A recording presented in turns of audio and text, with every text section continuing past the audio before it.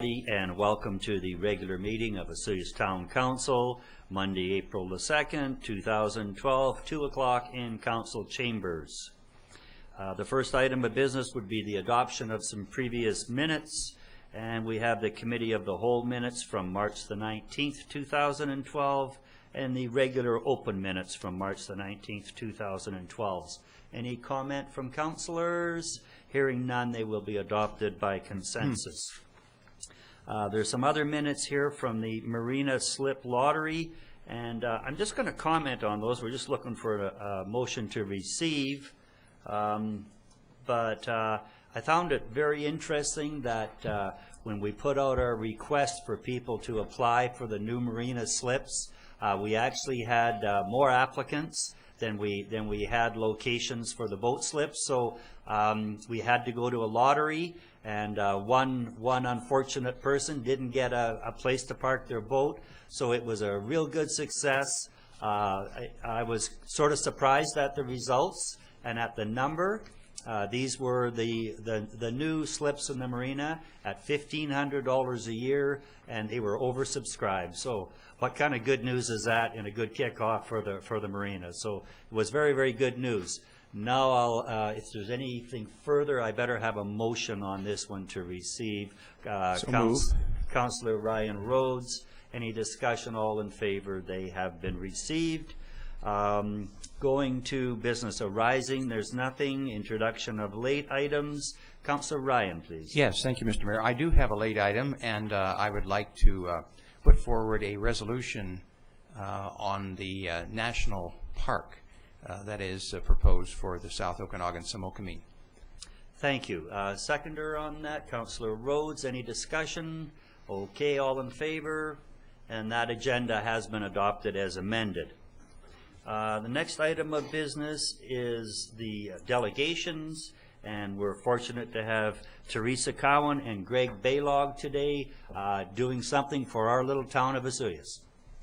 Thank you.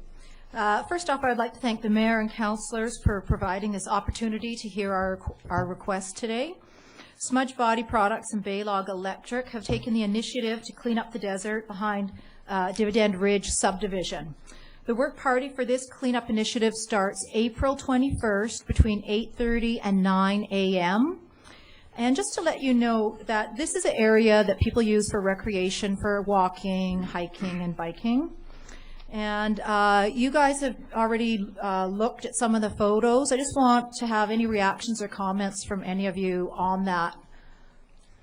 Councillor Rhodes, please. Thank you, Mr. Mayor. So you might have thought you caught me off guard. Yeah, I've been through this process a couple of times. Your photographs are have a huge impact on people like me. The whole process of relieving yourself of your own garbage responsibility is one that just absolutely disgusts me, and your pictures are graphic. These are just irresponsible people who don't care about an awful lot of things. I wish I knew who they were. I would just love the opportunity to confront them and that kind of thing. And just what a misuse of a beautiful picturesque area in our community. And yeah, I'm totally disgusted. And yeah. That's why I wanted to ask your reactions, because people that are watching this on TV can't see these pictures, and I think you just gave a great feeling and what those pictures mean. As you can see, the hills up behind Dividend Ridge have become a serious dumping ground for garbage, and this trend is becoming worse with each passing month. Greg and myself feel strongly that something has to be done soon. And as you can see, that with those photos, it's not just a carelessly discarded beer bottle or a gum wrapper, that this is a clear intent by violators to circumvent the landfill and disregard the law. And what I wanted to say is that we've really noticed, it's almost been exponential in the last 8 months. I've been hiking up in those hills for 15 years, and it's never been this bad. And everybody else that hikes up there has noticed the same thing. And the question that we asked ourselves, and you guys are probably asking yourselves, is how is this possible? How can this happen, and why is it happening to this extent now that so much garbage is being dumped in our community? And as Greg and I looked at this, we tried to look for answers, and in researching, we looked at what other communities are doing that are having problems with excess litter, excess graffiti, and excess vandalism. And they base their actions on something called the broken window theory, which I'm not sure if any of you have heard, but it's about how people look for cues in their social environment, which dictates how they will act. And the main question a violator asks themselves is, what can I get away with in this particular environment? Now, when you look at those photos, what do you think that person what do you think that those photos tell you that you can get away with? What does it say? Anybody? Anything. Get away with dumping. Anything. Exactly. Thank you, Mayor Wells. You can get away with dumping. And so what's going on here? In an environment with few or no other people around, and when monitoring of the area is not clearly known, individuals look for signals within the environment as to what they can do and the risks of getting caught. The main cue to the would-be violator is the area's general appearance. And that's the really key phrase. If the only thing you guys leave today with is this sentence, the main cue to the would-be violator is the area's general appearance. Under the broken window theory, an ordered and clean environment, one which is maintained, sends a signal that the area is monitored and that criminal behavior will not be tolerated.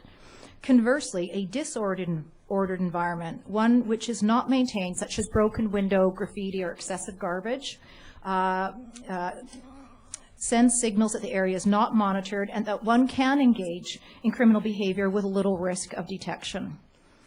The piles of garbage you see in those photos are acting as signals to people as what is acceptable to do here. By cleaning up the desert, we remove the signals. By placing a large sign with a maximum penalty, we are indicating a monitoring process is in place and that this community considers littering a serious crime. But we need your help. Unfortunately, this happens to be, we didn't know it, but this happens to be April, the last week of April is Pitch in Canada Week. Well, how timely that we started this initiative. And this event involves over 3.5 million Canadians who volunteer with the assistance of their local governments to clean up communities throughout Canada. And I'm going to pass the mic off to Greg, who will provide you with explanation of how we intend to achieve this cleanup and how to help prevent dumping of garbage in the future. Thanks, Ms. Cowan. Thanks. Mr. Balogh. Well, that went a lot smoother than this is going to go. As you can see, we have a rather large task ahead of us. It's, like as Teresa said, it's just not discarded beer bottles and gum wrappers. We have huge piles, and that is not even all of the piles that are up there. Wow. We spent about an hour up there just taking pictures and going from site to site. There is more sites. I'd like to go through a list of what we have to date as supplies and volunteers. South Okanagan Concrete has generously donated the use of a dump truck. Great. We have several other private individuals with trucks and trailers for loading and hauling of garbage. Free advertising for volunteers with the Osoyoos Times has jumped on board to help get the word out. As Teresa mentioned, we'll be tied in with the Sonora Centre and Canada Pitches In Week. Sonora Centre has told us they will supply garbage bags and hopefully some of those pickup sticks so people are not bending over all afternoon. Our request to you is fivefold. Number one, waiver of landfill tipping fees. Number two, an understanding that we will try and separate wood, garbage, plastic, but as you can see, there is so much there. We'll do our best. Hopefully they won't penalize us if we put something in the wrong pile.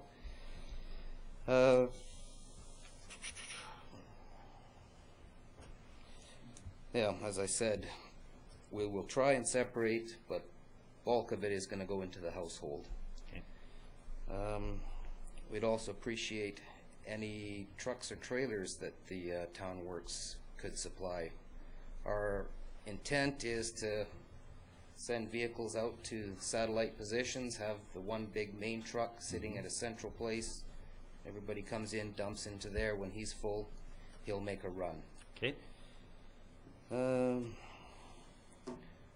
Replace, you've seen your sign there, Town of Osoyoos, no dumping. I don't know if you can tell by that, but it's been used for target practice. Not really out there. So a larger sign stating area under watch, maximum fine. You will be prosecuted if caught. Okay. So far, so good. That's about it. Okay. Okay. Council will deal with this, and I think looking at the agenda, we can fit it in right now. There's probably a few questions. I have one request of you.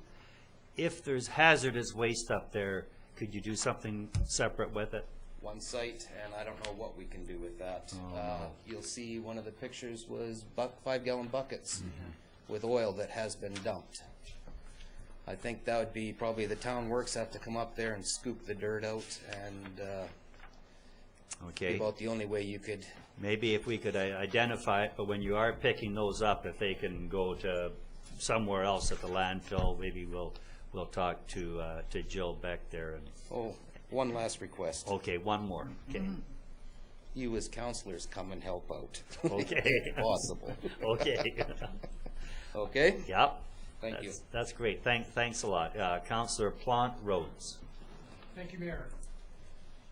I'll turn on my mic. Thank you, Mayor. I just want to thank Teresa and Greg for coming. Appreciate their passion in regards to this matter. And I would be happy to be involved in the initiative and do my best to help recruit other able bodies and citizens to participate. I also wanted to just mention about, because when we got this, I wanted to look back at where we are with the municipal ticket information and see where we are with our penalty. And right now that penalty, if I'm reading correctly, is leave, scatter, dispose of any solid or liquid matter is a penalty of $200. And if that ticket is paid within 30 days, it's $160. In my view, that is not much of a deterrent, and we can't put that on a sign and expect people to be turned away. So I think we need to find a way to increase that penalty substantially, and then also where we can do with that sign, again, creating a maximum penalty and a sign that is visible and shows strictly what the penalty is. So, and that would be mine. So thank you again, and I look forward to April 21st.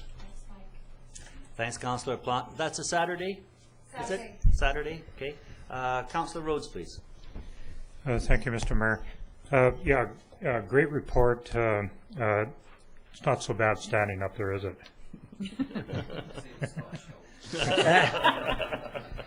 I'd just like to mention a couple of things.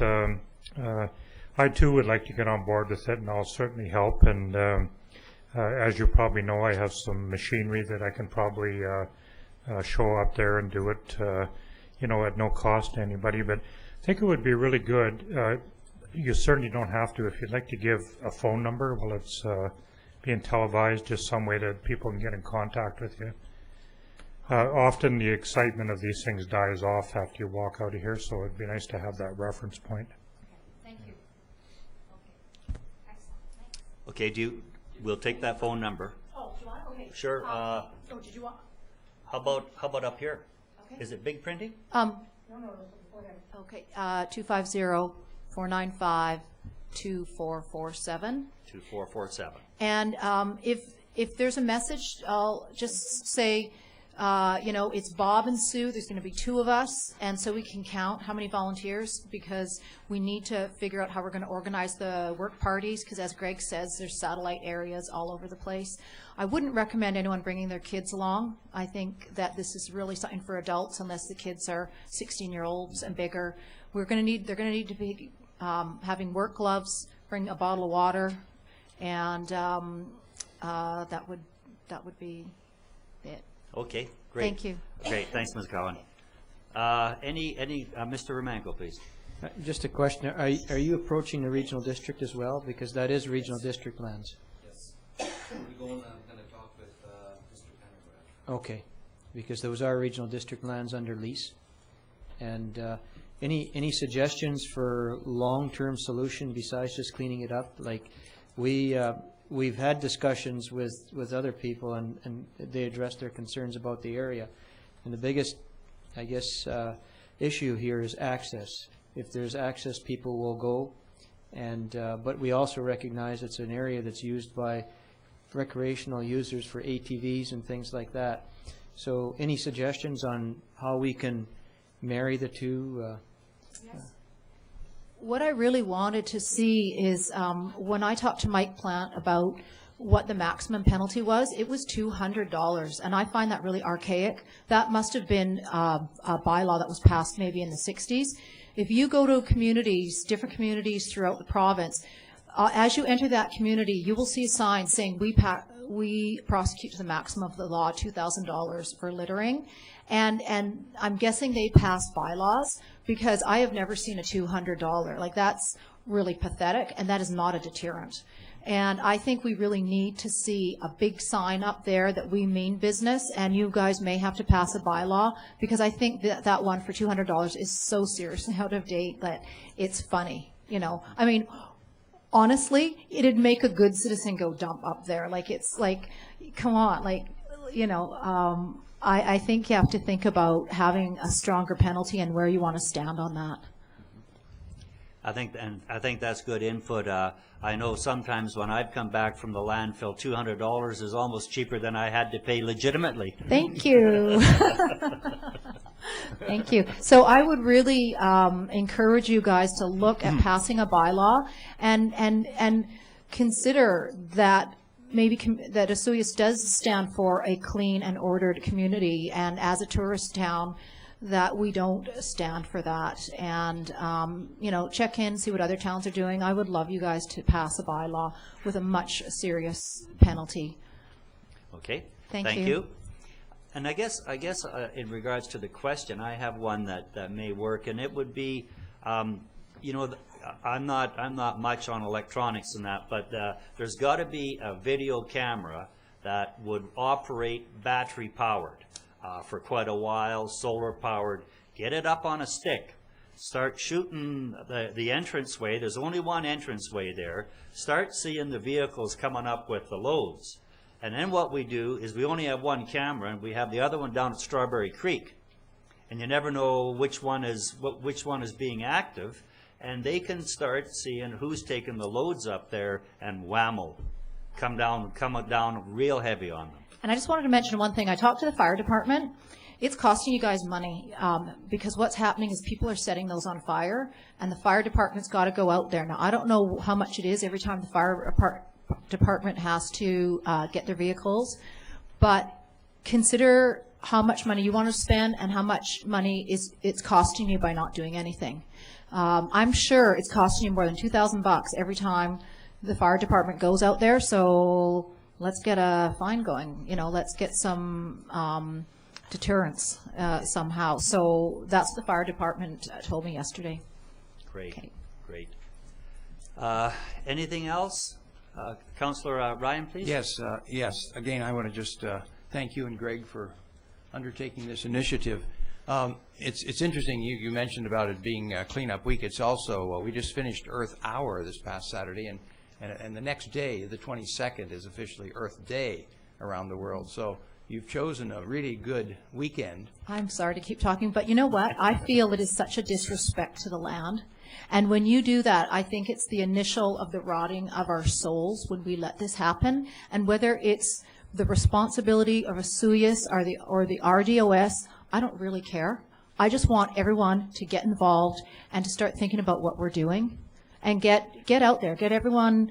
You know, if they see Greg almost caught someone dumping, he goes, "If I had my camera, I could have caught him." You know, like just get an awareness out there, and that let's respect the land, and thank you, because it is about that. Yeah, good. Well, thank you. I think that's the word. The key word is respect. So I'll be there with you. Thank you. Look forward to it. Thanks, and I should remind council, and they actually didn't know that they had another obligation. During pitch-in week, the town of Osoyoos, and it might even be just the town council, cleans up the intersections around Destination Osoyoos. So you will be getting the tap on the shoulder during pitch-in week, and we will be doing both sides of all those 4 intersecting roads there as part of our share the it's that Ministry of Transportation program. Does anyone Share the road. Well, no, I think that's bike riders. Oh, okay. We're close. We're on the same path here, Councillor Rhodes. Anyway, we'll be out there and so it is pitch-in week. And seeing as Ms. Cowan and Mr. Balogh came out on their own initiative and initiated this whole process and have got the sponsors and the trucks and all that, I think really. It's just about time that the whole town turned out, and really let's clean it up. Let's do a great job on all the roads out there, and let's make this a super initiative. So thanks a lot for that. And Councillor Rhodes, we're going to make a motion. Perhaps I just wanted to mention that's also our Volunteer Appreciation Day as well. That might hold us up from being there for a few hours. Not sure what the schedule is. It looks like it starts at 11 till 1:30 or 2 on that particular day. So. Well, if we started when you got up, Councillor Rhodes, we'd pretty well be done by then. Yeah, you got that right, yeah. Many hands make fast work. That's right, that's right. I think we need a resolution here to waive the dump fees, Mr. Romanko. Is this just... Yes, council could pass one of that. I know that given that, again, the land is in the regional district area, what we usually do is, in situations like this, is we tap the RDOS on the shoulder, because they do have a fund for paying for waste removal. Okay. But if council wants to waive the fees, certainly that's within their prerogative. Okay. Council's wishes, Councillor Rhodes? I'll make that motion based on that wording. Okay. And seconder, Councillor Plant. Any further discussion on that? Councillor Ryan? Yes, there was also a request that we put some of our equipment at their disposal, so I don't know if we need that in the resolution, but I would be happy to add that. I think we can probably just handle that through Mr. Romanko. The equipment. Yeah, I will ask our staff to see if they will volunteer their time to come out, and given that they are the operators of the trucks and that, like our 5-ton and maybe some of our other equipment, I'll see what kind of response I get. Okay, great. So we're back to the motion of waiving the landfill fees for this initiative. Any further discussion? All in favor? Opposed? Carried. Thank you very much. Great on you. Looks real good. Okay, back to the agenda. No water matters nor correspondence. Heading into bylaws. H1 Administrative Fees and Charges Bylaw number 1269. Report from Mr. Zackel, Director of Financial Services. Thank you, Mayor Wells. So before council is an amending bylaw, Administrative Fees and Charges Bylaw 1269-2012. The Administrative Fees and Charges Bylaw is established to impose fees and charges for the provision of information, services, and equipment. Bylaw 1269-2012 has been brought forward for council's consideration, updating the existing bylaw of 1219-2006. A number of changes to the fees and charges in this bylaw, which include, but are not limited to, photocopies. The fees were adjusted to account for different size copies as well as color copies. In development services, fees were updated for providing zoning information, maps, OCP, business license lists. Is a new charge where it was previously billed on a per page basis. Comfort letters, land and or property information requests, basically a research fee, which is a new charge. BC online searches for property taxes, the fee was increased from $15 to $20 per search. Signing of pension documents. A fee was established to recover costs associated with staff time in signing these legal documents, which is a new charge. Land disposition fees. This is for leases or licenses, etc. This fee is to recover costs associated with new or renewed leases or licenses of occupation for which town property is being utilized. So again, a new charge trying to recover fees and or costs associated with the town that are specific. FOI requests, basically adjusting the fees to the current fees under the FOI Act. Unsightly lot cleaning, establishing a fee established to recover costs associated with unsightly lot cleanings. And fleet vehicles, updating the schedule to adjust the charge-out rates for the equipment.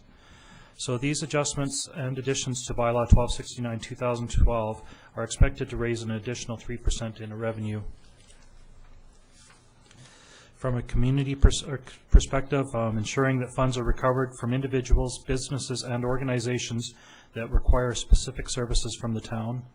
Organizationally, there's no organizational changes.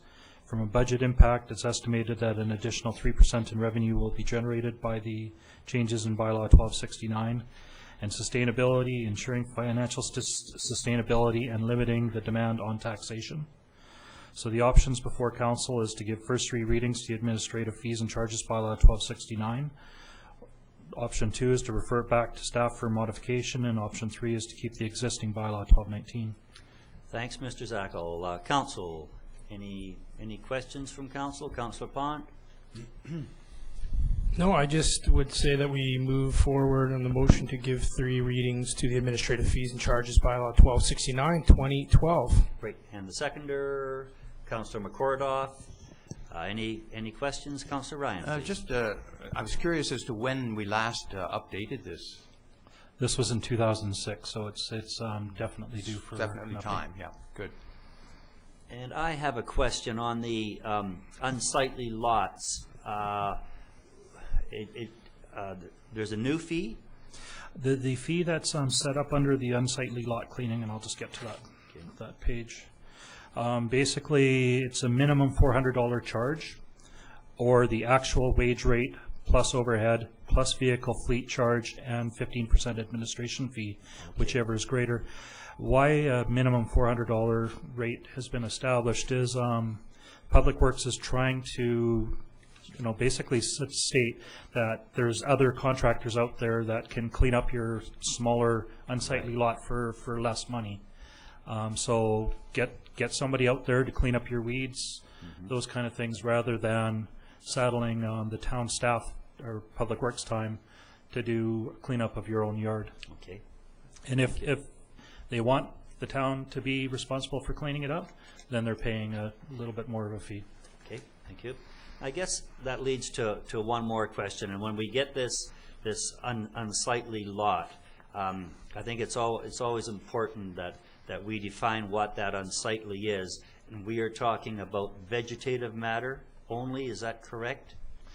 That would be. There is some bylaw things on there on some items, but it's not just because you deem your neighbor's lot to be unsightly.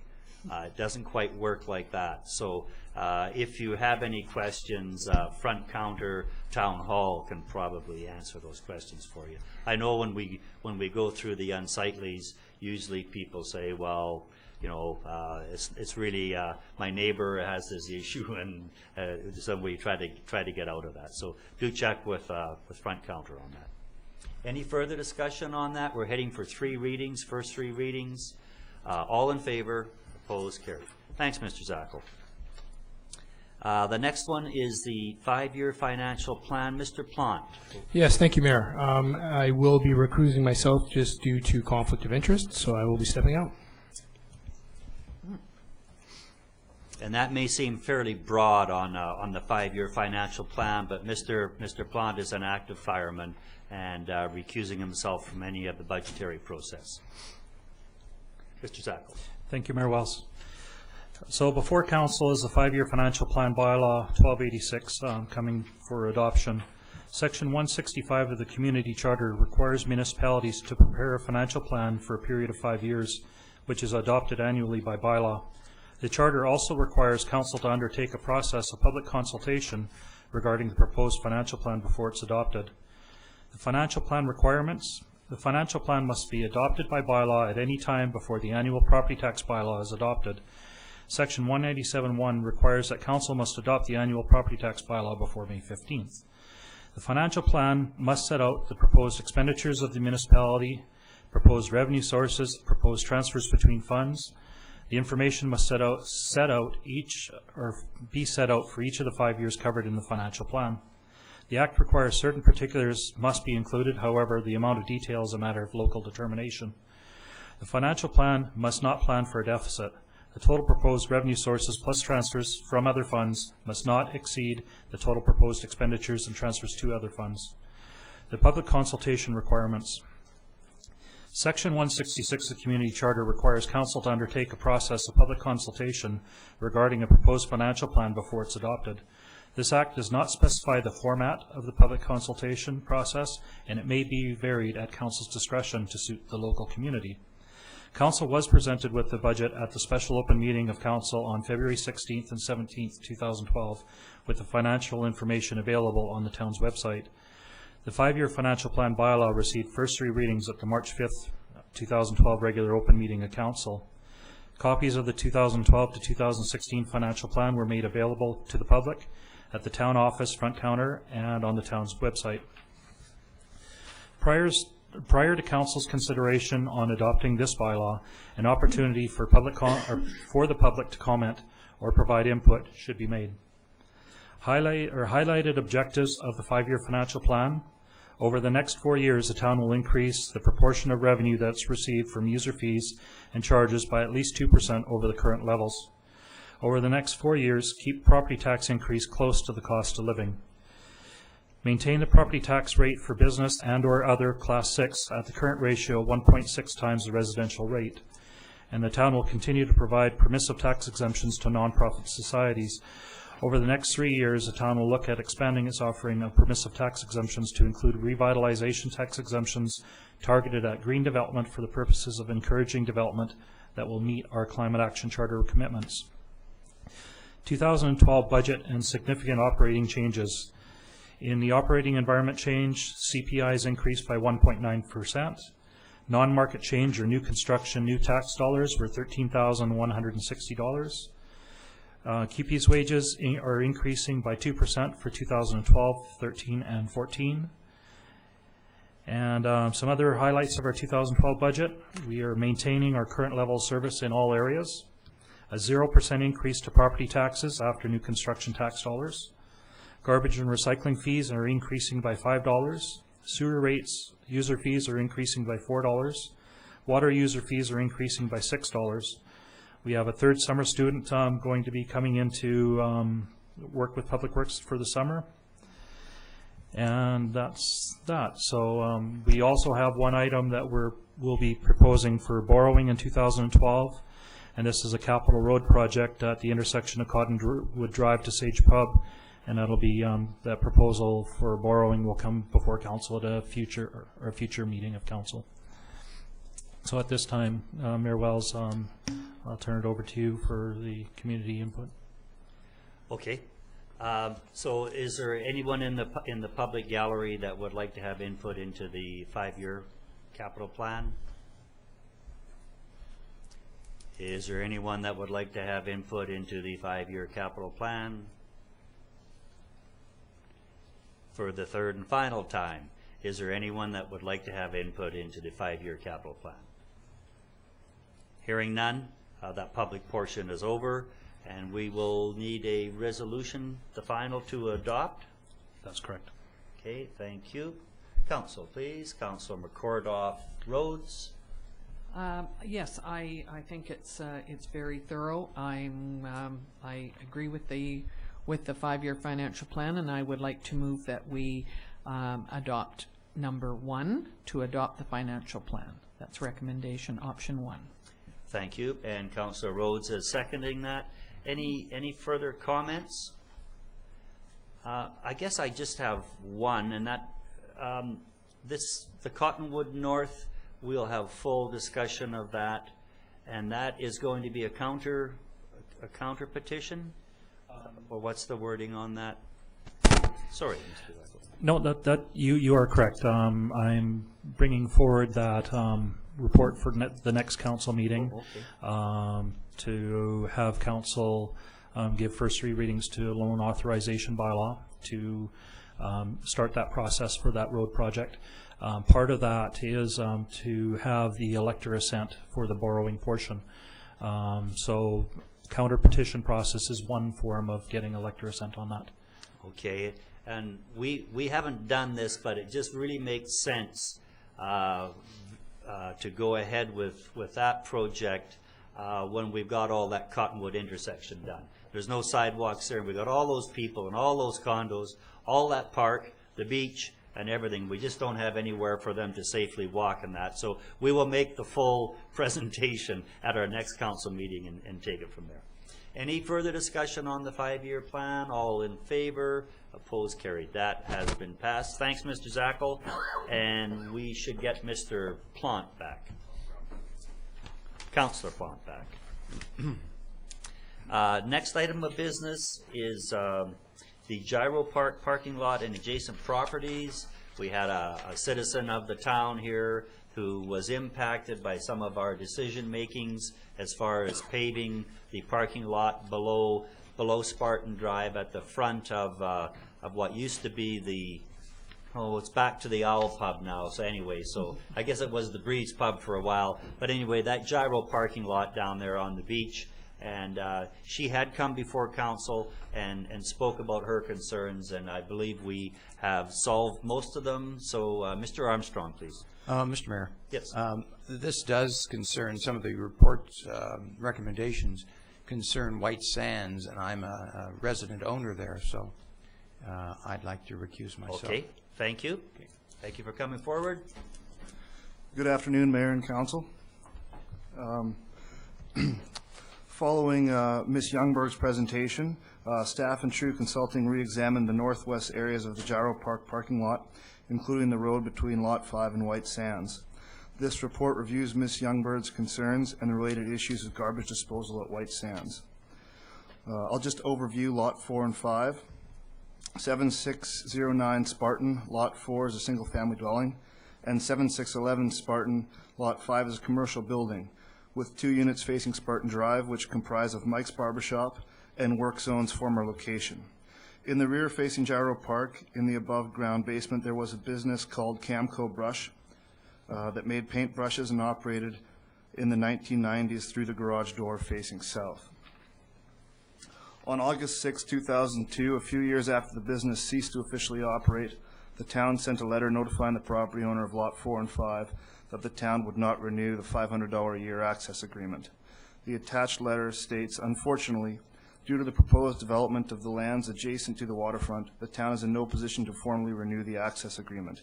You are, however, free to continue to access the properties until such time as the plans for development of the park are complete and or the town requires use of the area.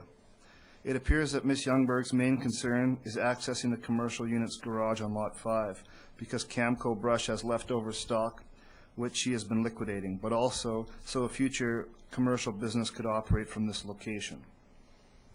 2 options were examined for providing a temporary access to Lot 5's garage until the lots are redeveloped. The option 1 was that the retaining wall adjacent to Lot 5 could be used as a loading dock with a removable guardrail in this section. See the yellow arrow on the attached sketch.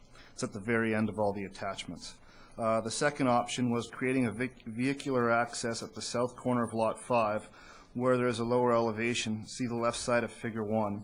Then Lot 4 would grant an access easement from Lot 4 to 5. True suggested it to be impractical for a vehicle to back in due to tight turning radiuses. See the blue arrows on the attached sketch. However, Ms. Youngberg informed the town that following True staff placing stakes along the rear lot lines, a truck was in fact able to drive in and turn around on Lot 5 to face the garage door. Ms. Youngberg prefers option 2 and is prepared to pay the cost of the gate. Staff recommends that True selects the gate with Ms. Youngberg's input. Also, that to facilitate loading, appropriate parking limitations should be implemented, such as not allowing parking in these stalls Monday to Friday from 7 a.m. to 10 a.m. Overview of waste disposal for Lot 5 and White Sands. The Gyro Park parking lot design was reassessed in order to ascertain whether a garbage truck could access the garbage bins. See the black squares on the attached sketch. But upon examining the turn radiuses, for a garbage truck, it was found that in order to access either the Lot 5 bin or the White Sands southern bin, the landscape islands would have to be significantly reduced. And I showed these reduced curb sections on the plan. For the following reasons, staff would recommend that both the Lot 5 and White Sands garbage bin be removed. In order to facilitate a garbage truck, the landscape islands would need to be significantly reduced, and this would affect the appearance of the parking lot aesthetically, as well as contribute to heat island effect. The storm dry well may be impacted there as well, and that's a heavily used storm dry well with runoff coming from the higher elevation on Spartan. Also, White Sands garbage bin has garbage bins located at the northern vehicular entrance, so the southern bin could be relocated to the northern entrance. In review of the town's files, no approvals were found for the White Sands southern garbage enclosure, and the town also requested that the Strata Council review its files. The Strata president could not locate any approvals either. The road between Lot 5 and White Sands is less than 5 meters wide and is very steep. The town may want to eventually construct stairs in this area, or possibly sell a road to facilitate the redevelopment of Lot 4 and 5. Staff is recommending an exception be made for Lot 5 to allow curbside garbage pickup from a commercial property. This facilitates commercial activity from a downtown property without rear lane access constructed to zero front lot line. However, this concession would only be in effect until redevelopment of this property. So the community impacts are a new Gyro Park parking lot without significantly reduced landscape islands. Organization, a minimal change order to the construction drawings as this project has been tendered and the tender has been awarded. Budget impacts are minimal as Ms. Youngberg will pay for the cost of the gate. And sustainability, the Gyro Park parking lot design accords with the sustainability plan by promoting quality urban design. And the OCP guideline 10.10.4 I states large parking lot areas shall be interspaced with attractive planters for visual relief. The Community Climate Action Plan states planting trees in suitable areas to help cool buildings and paved surface areas during warmer seasons. So the options are allow the retaining wall to be used as a loading dock with a removable guardrail and appropriate parking limitations. 2, to create a vehicular access at the southern corner of Lot 4 with appropriate parking limitations. This is a staff recommended option, or do not accommodate any rear access. So in conclusion, the recommendations are as follows. That a change order be issued for the construction drawings to construct a vehicular access at the southern corner of Lot 4, Plan 2450, and Ms. Youngberg be required to pay for a gate which True Consulting selects with Ms. Youngberg's input. Also, to facilitate loading, that appropriate parking limitations be implemented. The granting of access will only be in effect until redevelopment of Lot 4 and 5, Plan 2450. 2, a letter be sent to the owners of Lot 4 and 5, Plan 2450S, and copied to Waste Services, requesting that they make arrangements for curbside garbage pickup to meet their needs for waste disposal. This concession will only be in effect until the redevelopment of Lot 4 and 5. And finally, number 3, a letter be sent to White Sands Strata Corporation and copied to Waste Services, asking White Sands to relocate the southern garbage bin to the northern vehicular entrance. I'd also like to add that we received an email from Ms. Youngberg, who has reviewed this report, and she is in support of the recommendations to council. And I won't read this out, but a copy was forwarded to Mayor and Council.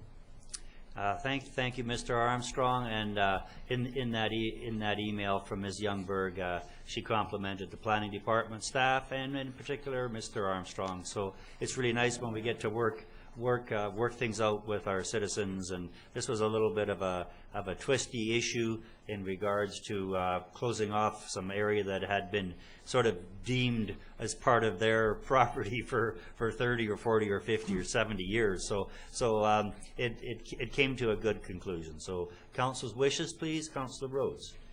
Thank you, Mr. Mayor. So I'd like to make a motion based on the wording. I seem to have a gap in my page here, but I think it was option 2.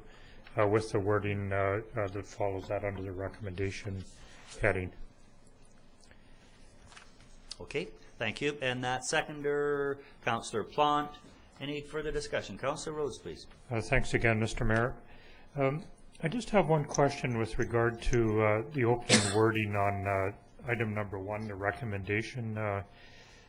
That wording change order always worries me a little bit. When we send it out to the contractor and we want to change, are we positive there's no additional cost for doing that? I know we've been kind of stood up in a couple of other incidents when we've had change orders. And I just wanted you to confirm that there would be no additional cost.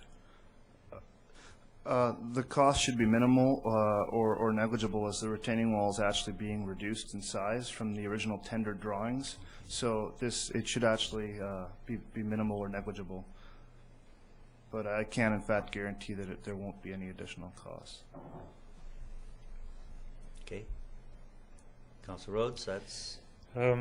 Okay, I guess I'm happy with that answer. I often worry about those kind of things because sometimes they can be very, very costly, and I think just in the last year we did get kind of set up on one of them that was very expensive, but I can see your point. It probably will be pretty minimal in this case. After having you brought that up, I wonder if we shouldn't have something that triggers to council or triggers to our planners or triggers to somebody when there is these change orders that are issued. And there is a big cost factor. You know, because you were talking about the one at the marina. Is that the one that we had? Yeah, not different circumstances, but I think it's a pretty good parallel comparison to draw on it. Okay. Mr. Romanko, please.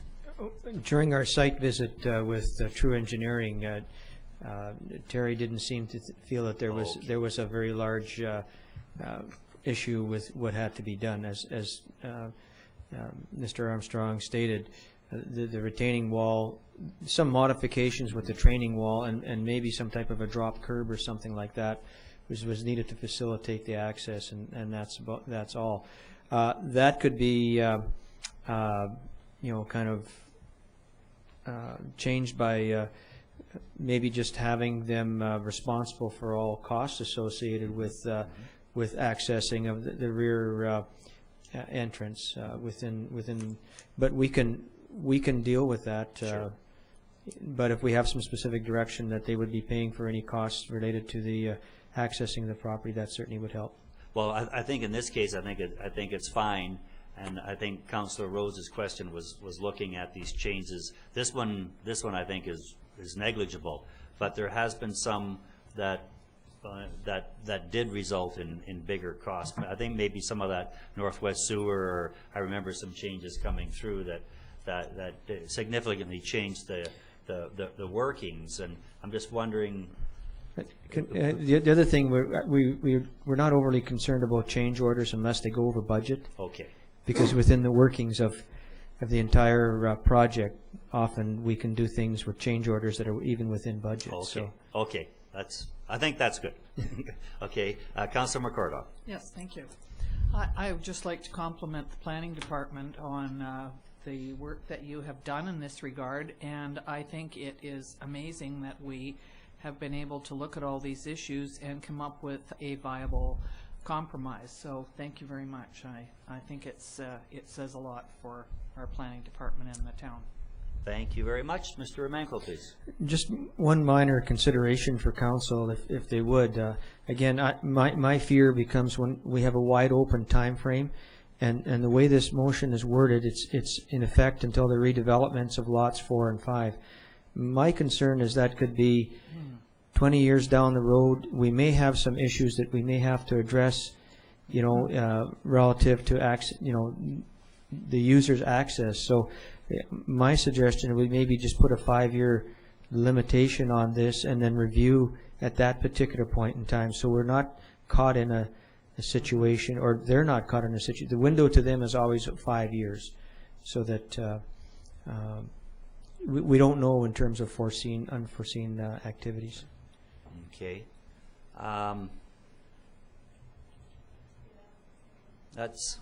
That puts a bit of an onus on the owner of the property. That's right. It puts, because as the report states, the access to the back of the property is specifically to accommodate the emptying of that, or the completion of that particular business. That's the major reason that we're providing access to the back of that property. So this gives them a 5-year window to complete that, but it doesn't give them an unrestricted time frame to access the back of the property for other reasons. Okay. Council's input on that? Councillor Rhodes? Thank you, Mr. Mayor. Yeah, I'm kind of in favor of that. I would accept that as an amendment to the wording, which is pretty complex, but I think we can make that change in there. I think you'd have to make that amendment, Councillor Rhodes. Okay, I will make that amendment then to restrict it to 5 years. Okay, because I don't think you'd call that friendly, so we'll do it officially. So, and that seconder would be Councillor Plant. Any further discussion on that? Okay, well, vote on the, I think we could do it as the amended motion. Any discussion? All in favor? Opposed? Carried. Okay, so that's passed with the 5-year reapply. And that's probably a good way to have it. So, okay, next item of business would be the endorsement of the agricultural plan. This is a regional district initiative, Mr. Cunningham. Is that correct? It's no, it's a joint initiative. Joint initiative. By the regional district and the town of Osoyoos. Okay, thank you.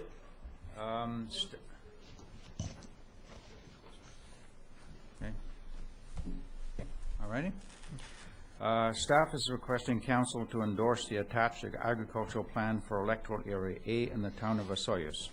The plan was discussed earlier with council at a COW meeting on March 19th to 12. The plan will greatly assist the town to improve its OCP policies and zoning regulations on agriculture.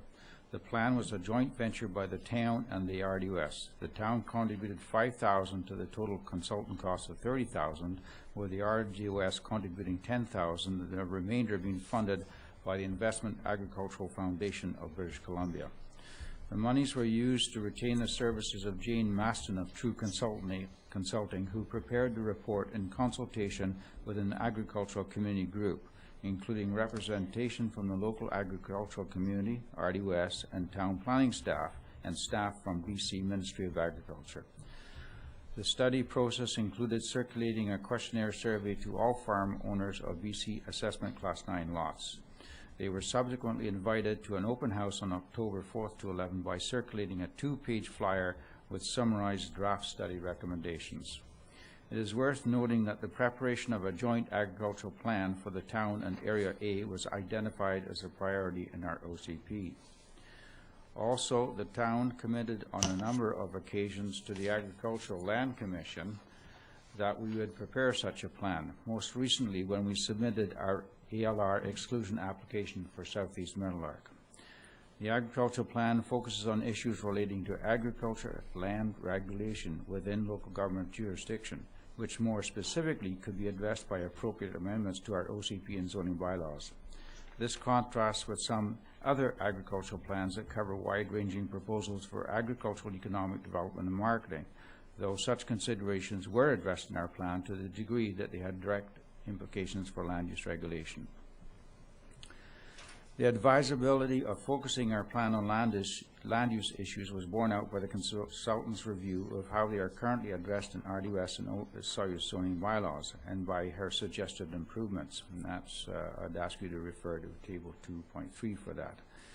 It is clear that town staff will need to do a lot of work researching and developing proposals for council and modernizing our bylaws to better address issues concerning ancillary wine and cider uses, farm retail sales, storage and processing of farm products, temporary accommodation of seasonal workers, numbers of allowed residential dwellings, bed and breakfasts, and agricultural tourism accommodation.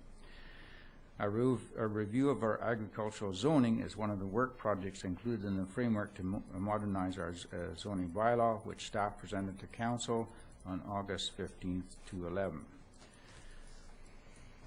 RDUS and town planning staff agree that as far as possible we should pursue a harmonized approach to agricultural zoning.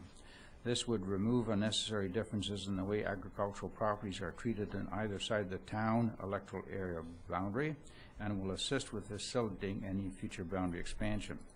However, there is a proposal and a plan for adopting home plate policies, which Osoyoos staff does not recommend pursuing at this time. The Ministry of Agriculture has been urged on by lower mainland municipalities facing the special challenge of land-gobbling hobby farms to promote provincial-wide policies for containing all residential uses within a relatively small home plate close to access roads. In the South Okanagan, however, the high land value of orchards and vineyards means farmers here are probably sufficiently incentivized already to optimize use of their land base. It should also be mentioned that farmers who attended the open house session were unanimously vocal in their opposition to any home plate restrictions. There is one proposal in the report which pertains to Area A, but should also concern us as a joint signatory of the South Okanagan Regional Growth Strategy. The consultant reasonably warns that agricultural lands north of the town on the west side of Osoyoos Lake could be vulnerable to real or speculative threats from urbanization. The Northwest Sewer Project has contributed to this. To meet these threats, the consultant recommends that the RDOS protect long-term agricultural uses within a designated so-called agricultural protection area. Osoyoos should support this.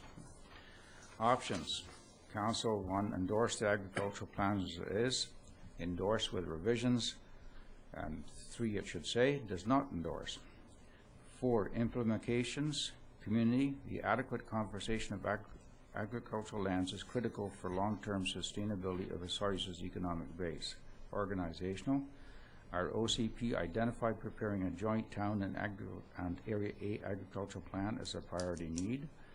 The agricultural plan will provide a foundation for much-needed modernization of the agricultural components of our OCP and zoning bylaws, and the agricultural plan will further improve our good standing with the Agricultural Land Commission. Budget. The total cost for the agricultural plan was $30,000, to which the town of Osoyoos contributed $5,000. All future work implementing the plan will be done in-house. Sustainability. The recommendations of the agricultural plan align with the sustainability plan descriptor of success that 7.7 natural resources and the capability for sustainable harvesting of these resources are protected. Recommendations. Staff recommends that Council endorse the agricultural plan for the Regional District of Okanagan-Similkameen Electoral A in the town of Osoyoos, dated December 2011. Second recommendation, Council requests the Regional District of Okanagan-Similkameen to designate an agricultural protection area, APA, in an area north of the town as recommended in the agricultural plan as part of their next OCP update for electoral area A. 3, Council directs staff to forward a copy of the agricultural plan to the Agricultural Land Commission. Thank you, Mr. Cunningham. Council, please. Councillor Ryan. Thank you, Mr. Mayor. I would like to make recommendations that incorporate the 3, or make a motion that incorporates the 3 recommendations, and that would be that we endorse the agricultural plan for Regional District of Okanagan-Similkameen Electoral A and the town of Osoyoos, dated December 2011, and that we request the RDOS to designate an agricultural protection area in the area north of the town as recommended in the agricultural plan and as part of their next OCP update for electoral area A, and that we also direct our staff to forward a copy of the agricultural plan to the Agricultural Land Commission. Thank you. And that seconder, please. Councillor Rhodes. Discussion. I have a question, and I'm actually quite concerned, and it's actually on number 2, the agricultural protection area. That seems to be a super zone, is what we're creating, and it hasn't, to the best of my knowledge, gone to the public.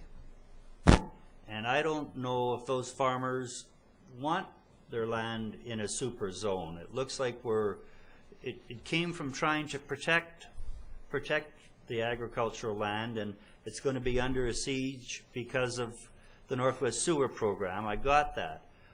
But what are we doing with this? And it should have public input.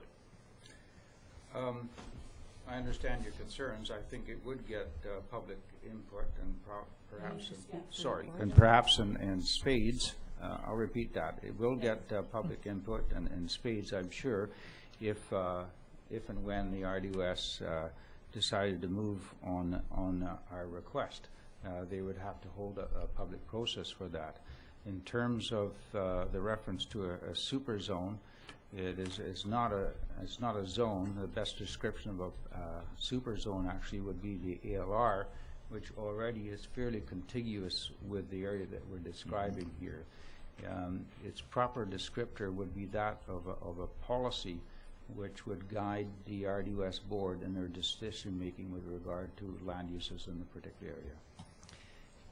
And I guess I understand. Okay, and thank you. That's a good answer. And we don't have to debate this now. But are we not setting up, as we heard earlier this morning, a two-tier? You know, and this isn't going to be ours because it's going to be through the RDOS, and it's really not our concern. But we're in this agricultural plan in a joint level, and again, we should be cautious if we're setting up a two-tier system that's going to have different levels applied to it. I agree with those concerns, and I don't think it'll be a double tier. I think what it effectively will do is put a little bit more meat behind some of the RDOS policies that we supported and agreed to with respect to both the protection of agricultural lands and the containment of potential urban sprawl, and making the best use of the infrastructure services that we have. So it's, I think, perfectly consistent with the participation and feelings of council with respect to the RDOS, which we are signatory to. Mm-hmm. Okay, that's great. Thank you. The good answers. Council, anything else? All in favor? Opposed? Carried. Thank you. And the last item under business. Oh, sorry, it's not the last item under business, but it's the third item under business. The street vendor application. Director of Planning and Development Services, Mr. Cunningham. Oh, it's Mr. Armstrong. Thanks, Philip. Oh, no worries. Taken over already. So in front of us, we have a street vendor application for a Beach Bum Lunchbox. On June 15th, 2009, Business License Bylaw Amendment 1045.31 was passed by Council.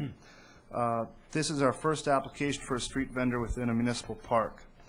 Recently, the town received the attached application for a street vendor site in a town park. Beach Bum Lunchbox has an innovative menu which includes Montreal smoked meat sandwiches, and they have requested to operate from Gyro Park, Pioneer Walkway, or Legion Beach. Staff recommends that due to the construction planned at Gyro Park, that the town selects Pioneer Walkway as a suitable park. Legion Beach is also suitable, but staff selected Pioneer Walkway due to the resorts nearby. I just want to point out that Charles Gagnon and Marguerite LaPlante are sitting in the audience here today.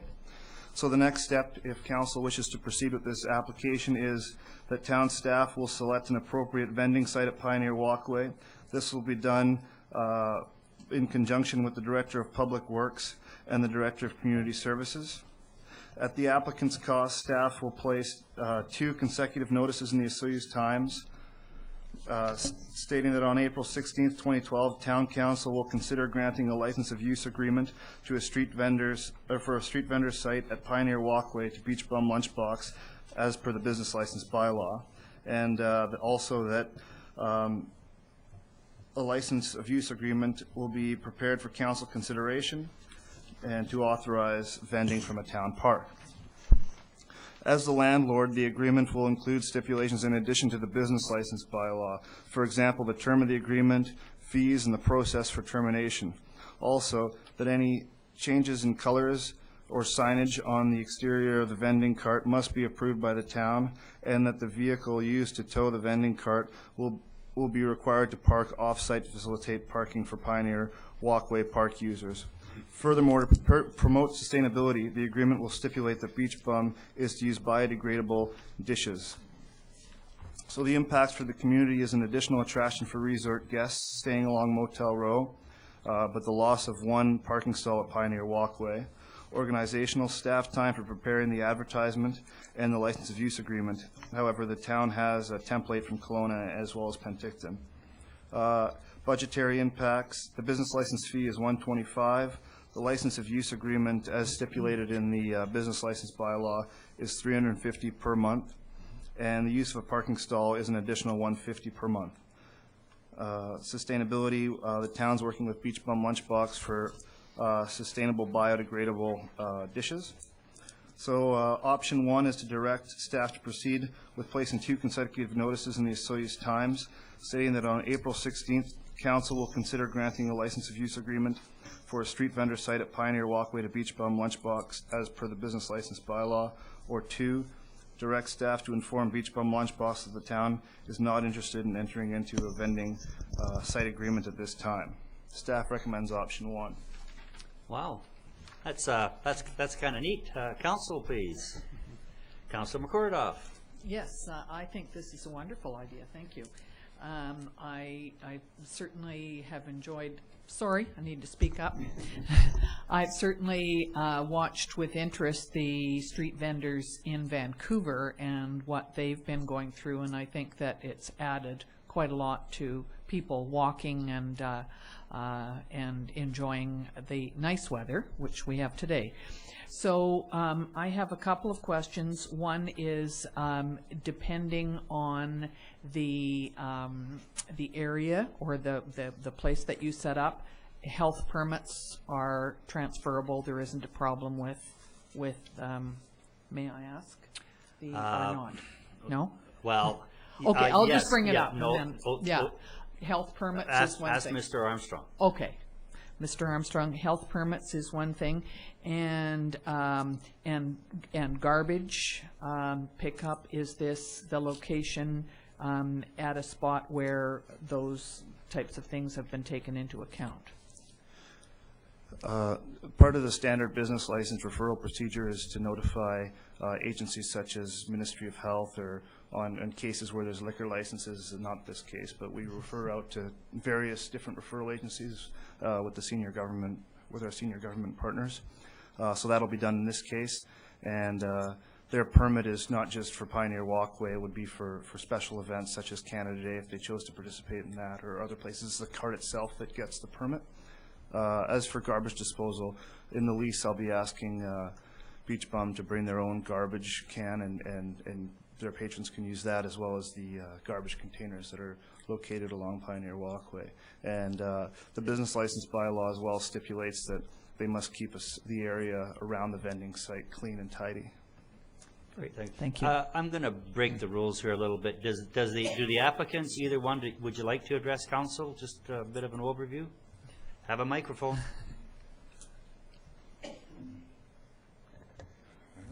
Thanks.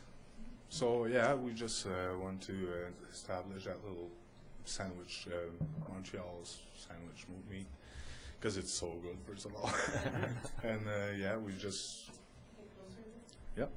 And yeah, that's about it. And we want to offer to wrap panini. It's a healthy menu, which is no deep fryings. Okay. So we gotta have nice salads, nachos, all kinds of goodies. Great, great. Yeah. Sounds great.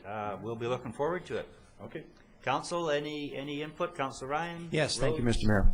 Well, when I read this, I was thinking it sounds really exciting, and it's a bonus to have you present in the audience, and certainly wish you well. I had a couple of questions for Mr. Armstrong. First of all,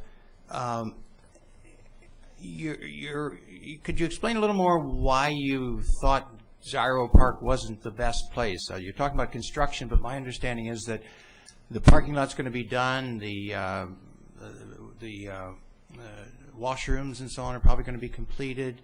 I know they want to start in May, but seems to me that, especially if I look at their their business plan that the Gyro Park would be a better place for them. And I'm just wondering what criteria you used to make your decision. Your opening statement was exactly right, because with the construction going on there, and our Charles, Danielle, and Marguerite want to start work right away. So both parks are suitable, but Pioneer Walkway works best for this season for sure. So, yeah, I guess when they talk about the workers and the clients of Watermark and and so on, it seems to me that there's more activity at Gyro than there is Pioneer Walkway, and they would be in the heart of it. And I guess I'd just like to make sure they get a really good place, since they're the best, they're the first ones in. And anyway, I was just. Would you like staff to look at the two options? I think I would, and perhaps. I would feel better. I think if you sort of tried to weigh the two and see. I don't know how the applicants feel about that, but certainly as I read this, it seemed to me that they wanted to be kind of in the thick of things. And I hear you saying that they would be able to, if it would be part of their license, that they could participate in a special event such as Canada Day. But Okay, well, you can be assured that staff will engage with the proponents in a discussion about which site may be more suitable for them, and there may be possible to phase it. They could start one site and move to another one later on. Yes, if that would work. So we'll have that discussion. Okay. Mr. Romanko, please. Thank you, Mr. Just a question. Is there anything in the business bylaw that prevents them from moving from day to day, from site to site? That it was only working with one unit. So if they decided to, could we give them permission to have this particular site or that particular site, and depending on the nature of the time? Technically, the way the business license bylaws read, they would have to pay for each site. But council, I suppose, could pass a resolution that authorizes them to use both without an additional fee. Or alternatively, they may consider both sites. Right, but that would be paying double fees. Yes. So if I've got this right, we have them being franchising it already?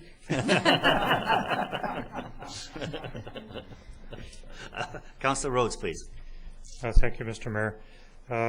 I have the exact same sentiments, and I'd like to see us maybe word that in the resolution as we move forward with it. At this time, I think it might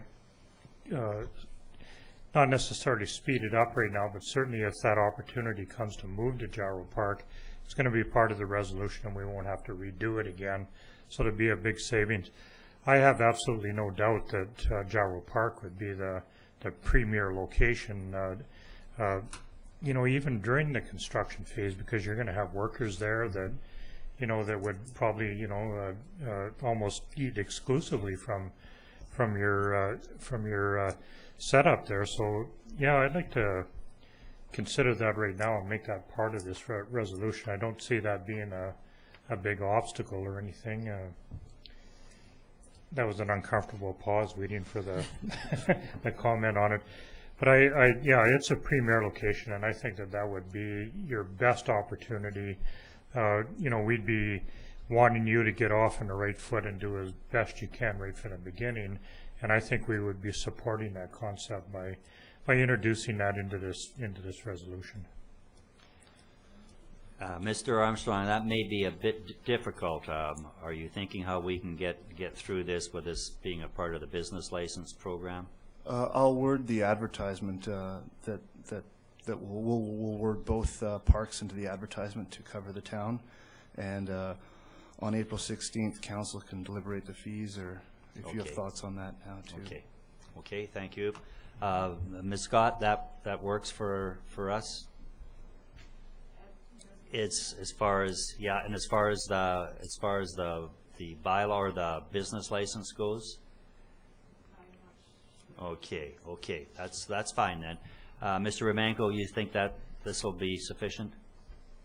I think so. I think that we are looking for them to be successful, initially, we're just concerned about all the things that we are looking at in terms of the Gyro Beach area, and that's why we looked at it. We also looked at the factor of we do have other eating establishments in the area, and although there is some along what I refer to as Motel Roll, they're not as prevalent as in the Gyro Beach area. Okay, well, we certainly offered you Canada's warmest welcome. So is there any further council input? All in favor? Opposed? Carried. Looking forward to it. Great. Wish you all the success.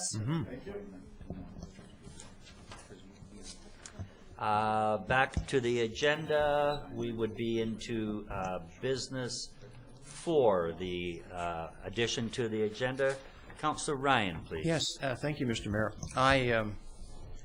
I know that council has a copy of this resolution that I'm about to propose, and I would like to propose it and then entertain debate. And it's an excellently worded resolution that I have the privilege of presenting. So it is addressed, it will be addressed to the provincial government, specifically to Ministers Bell and Lake. Whereas the National Park Feasibility Study was undertaken and submitted to the provincial government in December of 2010, and whereas the National Park would provide significant economic, tourism, and business benefits and job development opportunities to our region and towns, and whereas the Okanagan Nation Alliance bands are engaging their communities and seeking a common vision for a Silex Park Canada protected area, and have urged both the governments of Canada and BC to revisit their decision to discontinue talks related to the national park, and whereas local chambers of commerce and local tourist organizations have urged the province to re-engage in the national park discussions, therefore the town of Osoyoos requests that, first of all, the province of British Columbia re-engage in formal discussions with the government of Canada regarding the proposed South Okanagan-Similkameen National Park. Second, that the town of Osoyoos be briefed on the results of the feasibility study report that was submitted to the province in December 2010, and that the province release it to the public. And thirdly, and lastly, that the town of Osoyoos be briefed during and at the completion of the formal talks regarding the national park. Thank you, Councillor Ryan. Seconder for that, please. Councillor McCordoff. Speaking to the motion, please. Councillor Ryan. Yes, I'll just speak briefly. I think the whereases say it all, but the national park is something that has, to a certain extent, been controversial, and yet it's interesting. My perception is that the people who are supportive of it have been sort of quietly awaiting the results of the government negotiations. And when the province of British Columbia withdrew suddenly and precipitously from these negotiations, speaking for myself, it surprised me because I thought everything was going well. If you don't hear anything, you assume that silence gives consent, and that things were moving along as they should. So we have subsequently learned, primarily through Chloe O'Loughlin, who gave a talk here in Osoyoos about 3 weeks ago, that the ministers and the government of British Columbia really feel that there has been an absence of support from town councils, from elected officials, and so on, among others. So therefore, they just didn't feel there was support there. So this is an attempt, because we have talked informally about it. I'm a member of the Naturalist Society here in Osoyoos and Oliver, and we have certainly been supportive of it through publications, letters to the editor, and through various, what do we call those things that we all sign? Petitions? Petitions. That, you know, we thought we had made ourselves, our support known. But speaking then as an elected official, I would like to say that I totally support this. It would be an incredible job opportunity and economic driver for our community. And while recognizing that there are issues that need to be dealt with, our First Nations issues and their land claims, the ranchers and other people who use the parks. These are things that we will not solve if we don't talk about them and don't come up with alternatives. So I think that it's really important for us as a council, speaking on behalf of our community, to say the very least, let us see what that study says, and please re-engage and start talking. Nothing happens if you don't talk to each other. Thank you. Thank you very much, Councillor Ryan. Next. Okay, Councillor McCorduck. I would just like to say that I think Councillor Ryan has said it all, and I'm certainly agree with him. So I think that this is a very good resolution to take to wherever the next step is, RDOS or the ministers. So thank you. Great. Anyone, Councillor Rhodes? No, I'm good. Okay, Councillor Plant? No, I think Councillor Ryan did a great job on that, so I think it's And I just very supportive.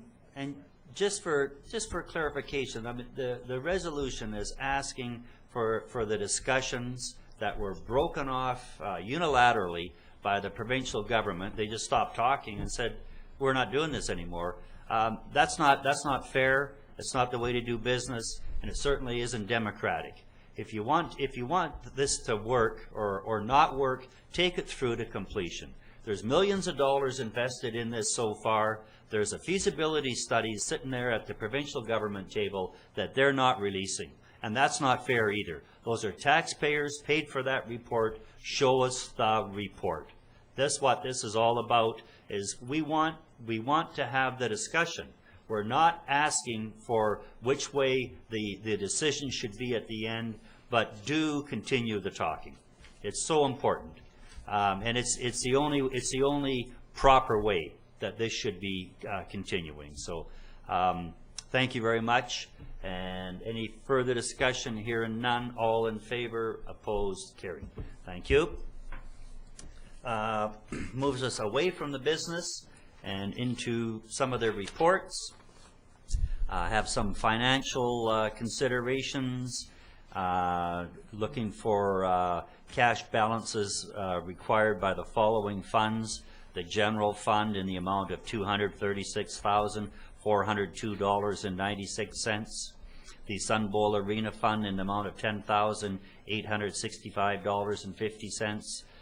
Payroll accounts in the amount of $61,022.96.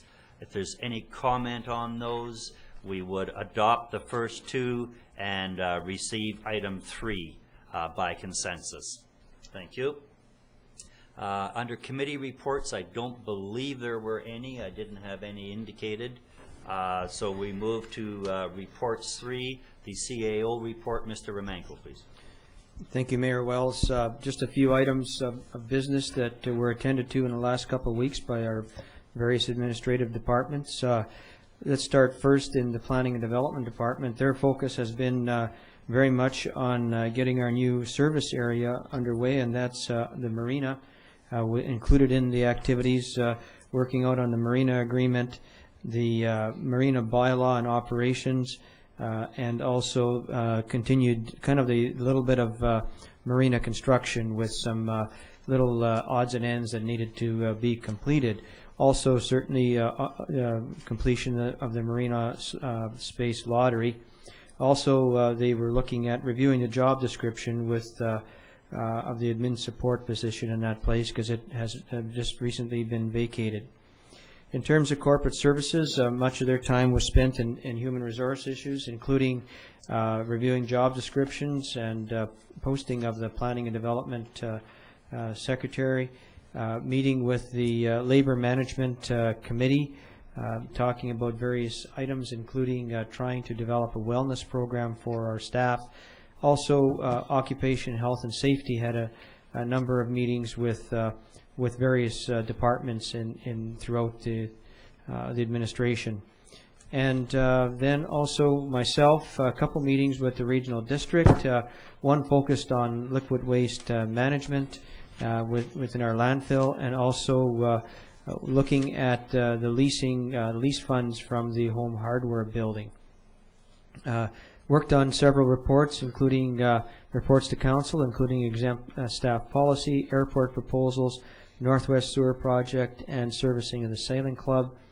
Prepared a presentation. We are actually tomorrow having a total staff meeting. All our full-time staff will be meeting. I'll be going over the business plan with them and answering any questions related to that they may have about the business plan.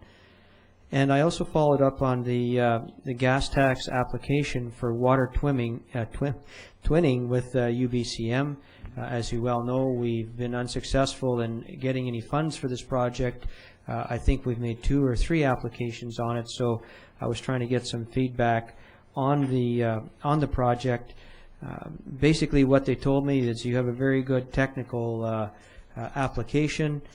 There are 3 areas that the funding are focused on: clean water, clean air, and reduction of greenhouse gases.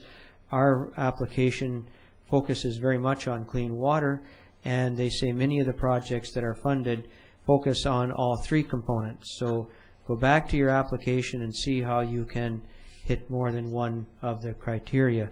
So this is something that we'll be doing in the next couple of weeks to see whether or not we can do it, or we have to pick another project to bring to council for approval to bring forward under this program. I think the applications for that particular program have to be in before May 17th. We also spend some time with gathering together administrative information for one of our lawyers because we're in the process of dealing with a litigation issue with the town. And that's my report for this day. Great. Thanks, Mr. Romanko. Do we need a motion to receive? I don't think so. Maybe we do. Yes, we better have one. Councillor Ryan, Rhodes, all in favor. Opposed? Received. Thank you. That moves us into the councillor's report, and we will start with Councillor Ryan, please. Okay, thank you, Mr. Mayor. I was able to participate in Earth Hour, and I wanted to report that I was hopeful that we would win, but I learned today that Little Salmo, was the winner of the $5,000 makeover from Fortis, and of course our recipient was to be the child care center. So if you're saddened as I am, and if you didn't get to pledge, then you have a second chance. And the second chance is that Earth Day is coming, not just an hour, but Earth Day. And we heard earlier today from 2 of our residents that they are planning a major cleanup of some illegal dumping that has happened in Dividend Ridge. And I think we're meeting there. Is that correct? We're meeting at that location? Mm-hmm. Yeah. So about if you go up from the golf course and go until you run out of road, we're meeting there at 8:30 on Saturday, the 21st of April, to do a cleanup. So bring your gloves, bring your heavy boots and water bottles, and that will be, it won't exactly be penance for missing Earth Hour, but it'll be another way to show that you love the earth. And they use the word respect. Lack of respect is what dumping like that shows. And I know in hiking around various places, I've often been appalled at the things that you find. I remember going over to ride the trail over over in the Kootenays near Christina Lake, and we got out of our truck and we took our bikes down the hill to start on the trail of the old roadbed, and I saw something shimmering in the forest, and there were probably a dozen cars junked in the forest. It was just, it was appalling. I just couldn't believe it, Now, as I think back, if I'd gone in there, I might have found something besides old wrecks of cars, but I didn't have the presence of mind at the time. So that's terrible stuff, and this will give us all an opportunity to do our part to try to make up for those that don't respect the earth. I just want to also congratulate some of our Osoyoos secondary school students who did so well in the Skills Canada competition recently in Kelowna. And we had several winners from our school who were in the category of woodworking and cabinet making, as well as computer-assisted design. So I want to congratulate them and hope that they'll be able to find work in their field when they graduate here in town. We have a public hearing coming up tomorrow on containers, and so that's here in Council Chamber at 7 o'clock tomorrow. So come if you would like. And the only other thing I want to mention is that the South Okanagan Amateur Players are also putting on a new play in the fall, in October, and they are having auditions in another couple of weeks. So next weekend, actually Sunday and Monday, the 15th and 16th, they're having auditions, and on Monday the 16th, they are going to be here in Osoyoos at the St. Christopher's Anglican Church. So if you are in any way interested in dramatics, why don't you show up here at 7 o'clock? That's my report. Thanks, Councillor Ryan. What's the name of the play? Or it's called The Long Weekend, and it's quite humorous and a little bit racy. Okay. Not too much for the church, I hope. No, not too much. Thank you. Councillor Plante, please. Thank you, Mayor. Also, I just wanted to mention the number for the April 21st litter pickup. Again, it was 250-495-2447. If you're interested in volunteering on the 21st to do that cleanup litter. And again, thank you to Teresa and Greg for their initiative in that project. Since our last meeting, I have now a 2-year-old at home. So my little Hopi turned 2 on March 20th, so I had to mention that. Things are really busy around the house. On March 22nd, I went to our local Rotary Club and did a little presentation. They wanted to see how I was surviving my first 4 months of elections and are being a council now. So that was a great talk with them, and really it gave me a chance to again work with them a little bit on some of the stuff that maybe we can talk about and communicate on and work at together. So collaboration, I think, was kind of the key of that conversation as well. So then on the March 27th, I went to the Destination Osoyoos AGM meeting, as well as a presentation by Rod Harris on synchronized collaboration.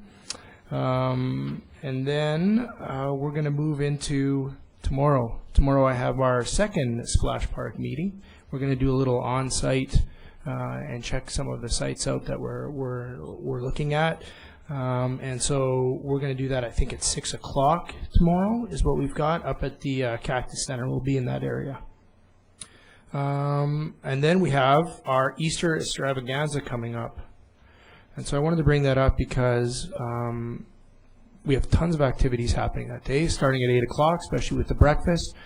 However, the next thing we like to do is the firefighters, as a volunteer firefighter, is we like to shave heads for fundraising for cancer research. And so I will be there as part of the fire department, but also maybe it's a chance for you to get back at Councillor Mike as well. But here's a chance for us to do some fundraising. So come down, feel free to take some of this hair. I've been growing it out just for that event, so I need to get rid of it.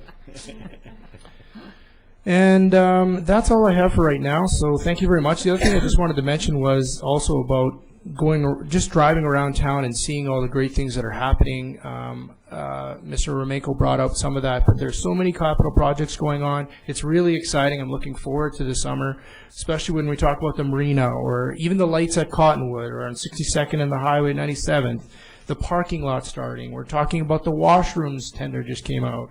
The sewer project. So there's so much going on. It's really exciting because a lot of that stuff will be able to be used for our upcoming busy tourism season.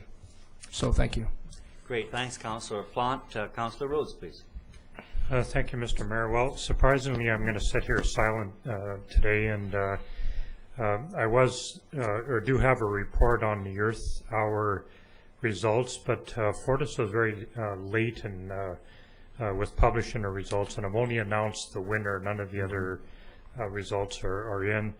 I know Salmo at the last meeting had reported that they were already at an astounding 19% of their population, and that was two weeks ago. So it doesn't surprise me that they've come in first place.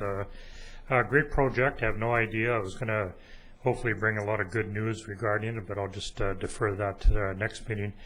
And I also understand that some staff at the Sonora Center is also on top of it with publishing the results when they become available. Also had a few words to say about the Easter coming up, but I'm going to forego that again. I understand that Councillor McCordoff has a whole bunch of information with that, so I'm just going to sit here and listen this week, and I'll certainly be back on board next meeting. Thanks, Councillor Rhodes, and Councillor McCordoff, please. Yes, thank you. Definitely, I have two events to tell you about that are dear to my heart. And one of them is Easter Extravaganza, which is this Saturday, and we're certainly hoping that the weatherman will help us, because we're not keen on having the Easter egg hunt in the grass down at the school grounds when it's raining. One year we did have to do that. We couldn't put the eggs on the grass, and so we had them in the back of Jesse Smythe's car, and every child that came along, we just gave them a large handful. So we don't want to do that, because this is a very exciting day. It's actually the 19th anniversary of Easter Extravaganza. And the reason I know that is that about 2 weeks ago in the paper, you saw an article about the 100th birthday of Dorothy Robinson. And Dorothy and Bob Robinson, 19 years ago, in 1994, she told me that, started Easter Extravaganza. She made the bunny costumes and that she and Bob wore up and down the street. Actually, Mayor Wells actually wore one of the costumes a couple of years ago for the egg hunt. I think that the costumes are well used now, and we may not have as many left, so you're off the hook this year. We start off the day, and I say we because I'm part of the Festival Society, and we've been doing this for a long time. We start off the day with the Lions doing a pancake breakfast, which is always a great treat. And then we have the Easter egg hunt down at the school grounds. And we hide, I say hide, we put on the grass 3,500 chocolate eggs. And we also have some plastic eggs that we put down there. And any of the children who find the plastic eggs, you have to be 11 years old or younger to be part of this, can bring up their plastic egg and turn it in and get a stuffed bunny. So we have 24 of those. The next thing is down at right outside here by the fountain. We have a country fair, and there are quite a few activities for children and for adults, of course. And we have a musician. I think it's Rusty Copeland. We have the firemen doing their thing in front of the fire hall. We have a bike and trike event that we want the kids, I think it's 6 years old and under, and that's done at Smitty's parking lot. And then we have a Easter bonnet contest, and we're certainly hoping that several women and men, because we have prizes for this, and ribbons, will come and do that. And then we have the parade at 1 o'clock. And this year, in honor of Dorothy's 100th birthday, and in honor of the fact that she and Bob started this, we've asked Dorothy to be the parade marshal. And so we're hoping that the weather cooperates so that Dorothy will feel comfortable being in the parade. So that's this Saturday, the 19th annual Easter Extravaganza.